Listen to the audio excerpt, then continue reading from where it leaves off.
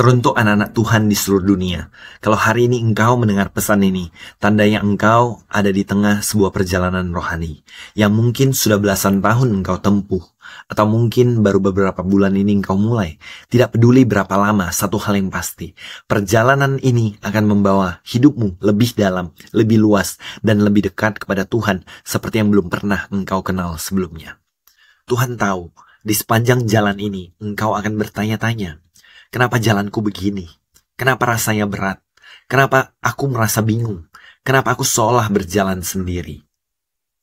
Tetapi Tuhan mau beritahu engkau hari ini, semua itu normal. Engkau sedang memasuki jalan yang memang harus dilalui. Jangan malu bertanya, jangan malu mencari, karena hanya orang yang mau bertanya yang akan menemukan jawaban. Engkau ingat masa itu? Masa di mana engkau merasa buta, engkau mendengar suara Tuhan tetapi tidak paham maksudnya. Engkau membaca firman Tuhan tetapi sulit mengerti jalannya. Seperti bayi yang baru belajar berjalan, langkahmu goyah.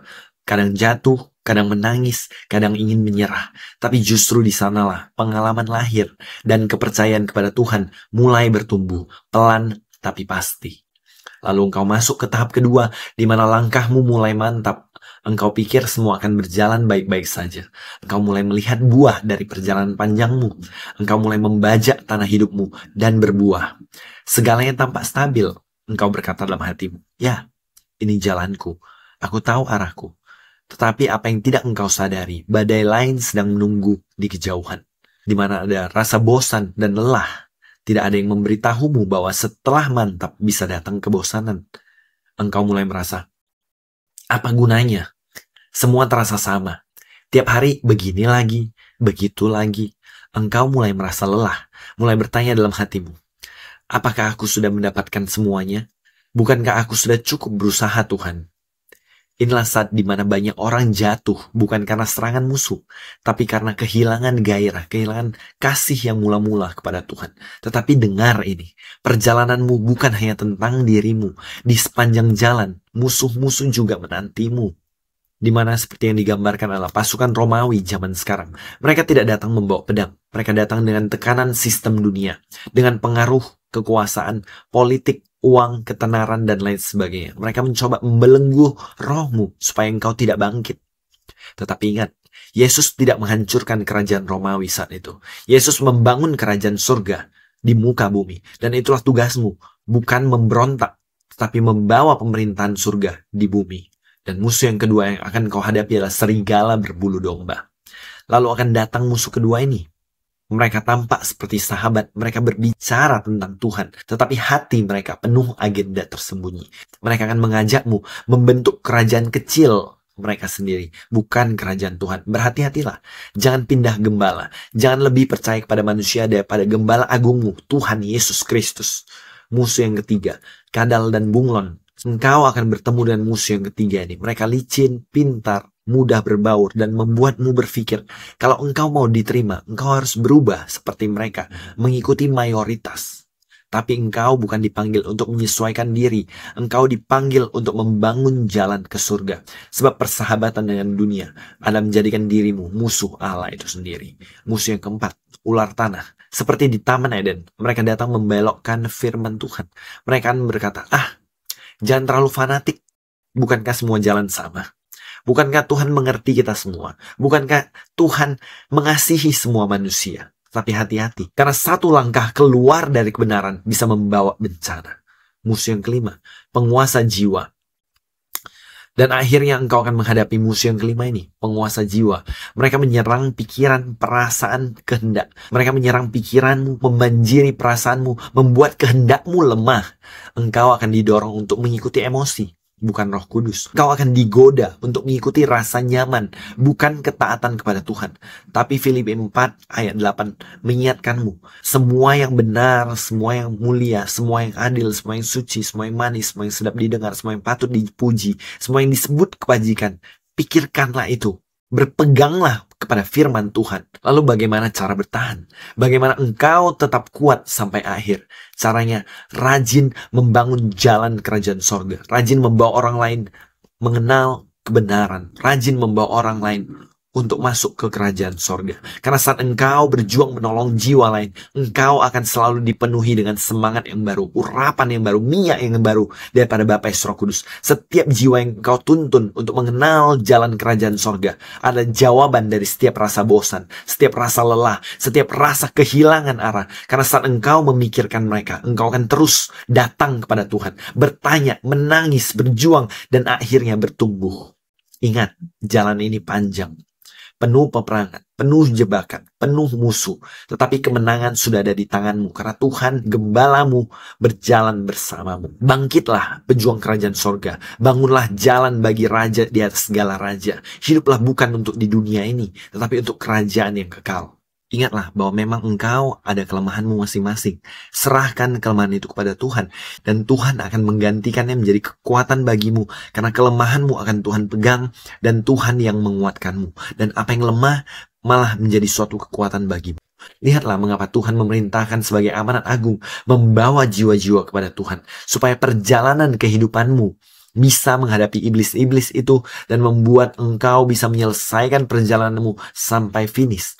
Tidak malu bertanya, merasa diri sudah aman, tidak mengalami kebosanan. Jadi saat ini Tuhan berkata padamu, supaya engkau melaksanakan amanat agung, supaya hati Bapa kembali kepada anak, dan hati anak kembali kepada Tuhan, supaya Tuhan tidak memukul bumi dan musnah. Ditugaskan untuk mengumpulkan jiwa-jiwa supaya banyak orang dibawa kepada Tuhan, dan suara mereka membawa pembelaan dari Tuhan, supaya jangan seperti Sodom dan Gomora dihancurkan karena jumlah orang benar kurang dari 10. Akhirnya Sodom dan Gomora harus dimusnahkan. Karena itu Tuhan berkata kepadamu, jumlah orang benar harus ditingkatkan, karena sedikitnya orang-orang benar yang berdoa. Menjadi tugas bagimu menambah orang-orang benar di muka bumi ini. Dengan penginjilanmu membawa banyak jiwa kepada Tuhan. Karena penting hal ini untuk kita bersama-sama mengadakan penginjilan dan membuat aneka macam jalan, dan setiap masalah mempunyai cara dan solusi dan jalannya masing-masing. Mereka yang tidak mempunyai jalan, Tuhan akan membukakan jalan. Bahkan mereka yang terpencil sekalipun juga dibuatkan jalan supaya mereka bisa mendengar kabar Injil ini. Sehingga seperti firman Tuhan katakan, kabar Injil sampai ke ujung bumi. Dengan engkau membuat aneka jalan itu sampai ke ujung bumi, dengan apa yang Tuhan percayakan di dalam hidupmu, yang dilengkapi dengan berbagai teknologi daripada kerajaan sorga sendiri, jiwa-jiwa itu akan dapat datang dengan cara yang cepat maupun lambat. Itu menjadi suatu rancangan yang terjadi pada hari ini oleh Tuhan. Tetapi sebelum semua itu dibuat, memang kita harus mengisi perbekalan kita, karena banyak dari kita yang punya tempat dan bejana yang kosong karena kurang berdoa. Jadi mengapa saat ini engkau perlu banyak berdoa, memakai bahasa rohmu, membangun dirimu seperti yang dikatakan di 1 Korintus 14 ayat 4. Bangunlah dirimu dengan menggunakan bahasa roh yang Tuhan berikan. Jangan berhenti, pakai terus untuk mengisi setiap bejana yang Tuhan berikan di dalam hidupmu. Dan banyak dari engkau yang terbelenggu doktrin gosip yang menyebar, dan engkau terima baik oleh perkataan, perasaan yang terus membelenggu kehidupan, sehingga pada hari ini engkau dibawa untuk dilepaskan satu persatu. Dan setelah engkau dilepaskan, engkau dapat menari bersama-sama menghabisi setiap pekerjaan iblis, seperti yang tadi sudah dinyatakan. Ingat, dalam hal ini dunia akan bergerak dalam waktu, akan berakhir atas segala sesuatu. Tapi bagi engkau, kerjakan apa yang menjadi tugas yang sudah Tuhan berikan, yaitu membawa jiwa-jiwa, mengadakan mukjizat, mengadakan penyelesaian masalah. Karena justru tugas yang diberi Tuhan akan menolong engkau sendiri, baik tahap awal maupun tahap akhir, supaya tetap bersemangat, mempunyai hikmat yang baik, dan sampai menyelesaikan perjalananmu sampai selesai. Ikuti amanat agung Tuhan, karena itu pasti baik bagimu dan orang sekitarmu, dan baik bagi kerajaan sorga. Demikianlah apa yang menjadi pesan firman Tuhan bagimu, dan apa yang engkau kerjakan bagimu hari ini. Biar engkau tetap semangat dalam api yang menyala-nyala, untuk membawa jiwa-jiwa datang kepada Tuhan. Tutup matamu dan kita berdoa. Biar dalam segala hal yang engkau hadapi, di dalam setiap tingkatan perjalanan rohanimu, maupun tahun-tahun perjalananmu, engkau tetap melaksanakan apa yang menjadi amanat agung Tuhan, untuk membawa jiwa-jiwa datang kepada Tuhan Yesus.